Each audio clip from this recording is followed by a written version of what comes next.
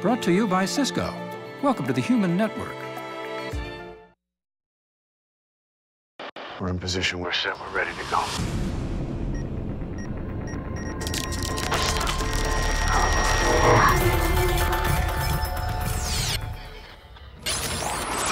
Anyone watching 24 instantly is taken by the fact that technology is a huge component of the series. The guards look suspicious. Surveillance. Jack, be careful. Copy that. Communicating. Proceed when ready, Jack. We're standing by. Seeing things from remote locations. Where is he? 9 o'clock.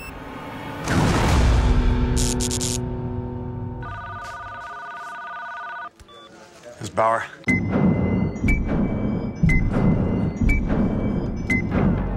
Technology is an important tool in making a team of many work together as one mind. Boy, I need you to free up a server for a large DoD block transfer. The story is absolutely reliant upon technology. We've really embraced the technology that is being used. We've advanced it a little bit, but basically it's all technology that really is there. I'm gonna need schematics on the building and vectors for every entrance. On it. We're running out of time. The world has changed in the 6 years the show's been on the air. Everything is faster, everything is better. Everybody has broadband now. In the first season, we would constantly get notes from the studio and from the network saying, this couldn't happen, this really couldn't be. We were streaming video and doing GPS and all that stuff in seasons 1 and 2 before that technology was really on the market. Lord, I need that photo, I need it now. We had come up with new ideas for what we think might be gizmos that might exist now or may exist in the very near future that our fans can believe is something that would actually be viable in the story. It really is, at the end of the day, kind of science fiction. We extend things that are happening and things that might exist in prototype and actually make it work really well. And we find out, crazily enough, after the fact from the experts that such things actually do exist. Gave him something that worked. CTU, did you copy that?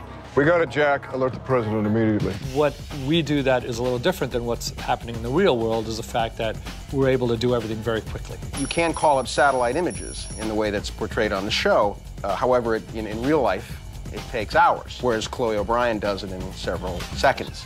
No one gets on the internet as fast as we do. You did it. No one gets their satellites repositioned as quickly as we do. And yet, that's not unrealistic technology in the future. Admiral Kirkland. You're reporting some type of emergency? Because we've always been on the cutting edge of technology, the companies that are actually on the cutting edge of technology constantly come to us and say, here's a product that we think is sort of one step ahead of everything else out there. Do you want to highlight it on your show? If a company can show us something that kind of blows our mind about what it can do, then we have a great time with that if we can incorporate it into a show. Cisco did that with a few pieces of their technology. I know these guys. They write really good code. Those kind of technology things are really fun for us. We get the advantage of talking to people who are thinking futuristically. The Cisco telepresence suite was an example of that, where Vice President Noah Daniels was talking to his Russian counterpart, and they actually felt like they were in the same room. President Subaru. Mr. Vice President. Okay, here we go, Jack. On my mark. Camera start. Federal agent, let me see your hands. Let me see your hands!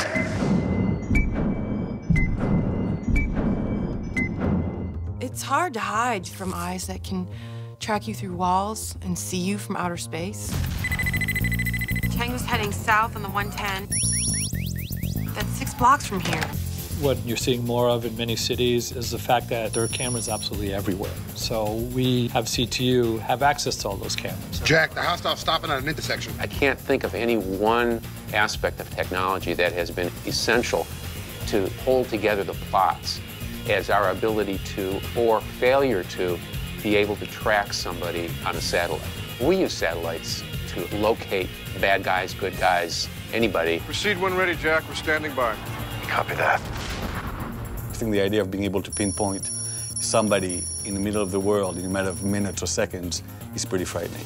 Last year, we used an infrared where you can call up a satellite image again, but this time, the satellite can look through buildings. I'm reading the agent's transponders. I can track their locations to within 3 feet. So you can tell you exactly where all the people are inside the buildings. There are 167 agents in and around the location. Fighting terrorism nowadays really involves being able to one-up the enemy in technology. On a regular basis, glitch-free. Except when we need glitches, in which case we have things blink out when we need them to blink out.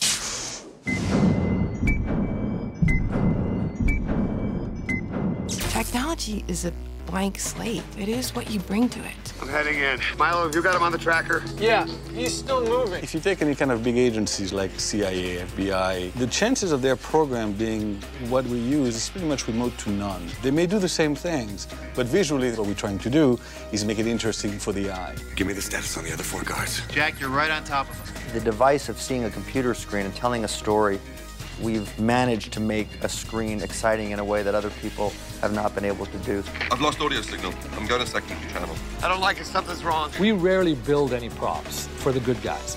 I think most of our builds by our prop guys are the bombs and the ultra technology that the terrorists are using. Jack's always blowing things up, so I'm always having to find new creative ways to blow things up. We've tried C4, bombs, gas, we've tried it all. This was the detonator for a nuke. I'll take the idea in my head, I'll draw it, and then I'll try to explain to them how we're going to use it in the scheme of things. Mr. Bauer, you need to see this. In season 6 was the suitcase nuke. CT, this is Bauer. We got a problem. Suitcase nukes have been talked about a lot in terrorism circles, and there's a lot of argument whether they can be built or whether they can exist in such a small capacity. We posited that they could. Jack, be careful. The bomb has a fail-safe device that prevents any forced entry. It was a really simple design. It was a suitcase and it had 3 coffee can-like structures in it with a old Mr. Wizard battery. So we decided to revamp and make it a mechanical nuclear device.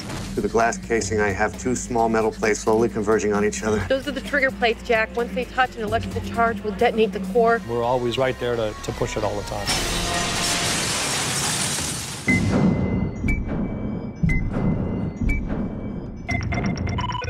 Bill, this is Jack. Jack, what's going on? Jack Bauer has 2 things. He has a phone and he has a black bag. The black bag has pretty much everything in it. But his phone does a lot of things. Sending now, Jack. I've got a positive ID. Moving on the house now. Jack was in an airport, and there were hostages, and terrorists were walking around with explosive vests. So Jack used his cell phone to get the serial number off one of the vests, which Chloe then backtraced and found the maker of the vest. We just got a match on the manufacturer. We're trying to figure out the frequency. And the frequency that would detonate the vest. And then through Jack's cell phone, Jack was able to dial a number which sent that frequency and exploded the vest. It's all dramatic needs. If we need the cell phone to do something and we can pretty much feasibly postulate that it can, then that's what we come up with.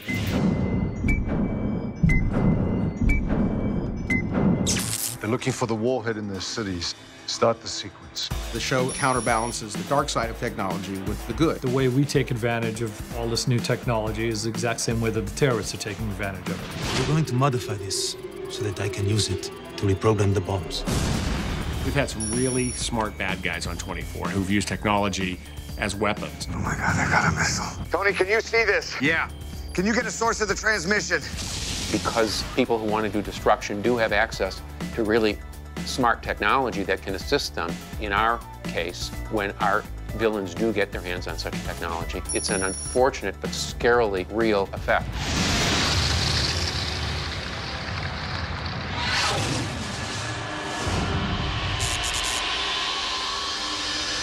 This isn't over yet.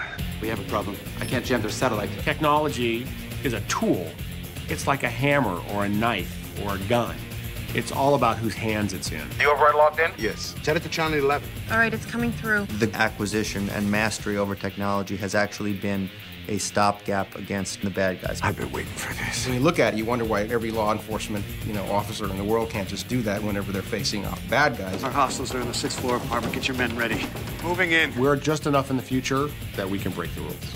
And that's our goal. You have no idea how far I'm willing to go to acquire your cooperation.